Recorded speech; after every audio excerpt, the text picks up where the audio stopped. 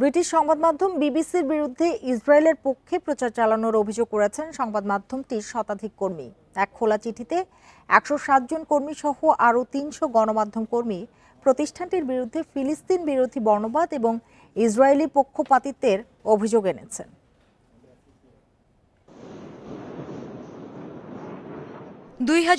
সালে গাজায় ইসরায়েলি আগ্রাসন শুরুর কিছুদিন পরে আন্তর্জাতিক গণমাধ্যমের পক্ষপাতিত্ব নিয়ে নানা প্রশ্ন উঠেছিল।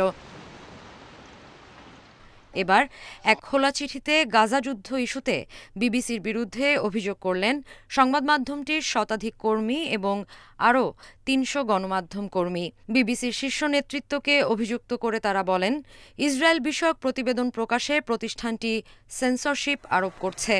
এছাড়া ইসরায়েলি সরকার ও সেনাবাহিনীর হয়ে জনসংযোগ চালাচ্ছে বিবিসি। চিঠিতে সম্প্রতি গাজা মেডিক্স আন্ডার ফায়ার নামের একটি প্রামাণ্যচিত্র প্রচার না করার সিদ্ধান্ত নেয়ার বিষয়টি বিশেষভাবে উল্লেখ করা হয়েছে। এ সিদ্ধান্তকে দীর্ঘ সময় ধরে চলে আসা রাজনৈতিক এজেন্ডার অংশ হিসেবে অভিহিত করা হয়েছে।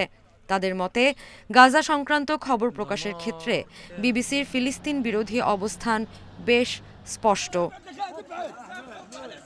গাজা ইসরায়েল সংঘাতে ব্রিটিশ সরকারের অবস্থান ইসরায়েলকে অস্ত্র সরবরাহ এবং আইনি দায়িত্ব সম্পর্কে বিশ্লেষণ করতে বিবিসি চূড়ান্তভাবে ব্যর্থ বলেও অভিযোগ তুলেছেন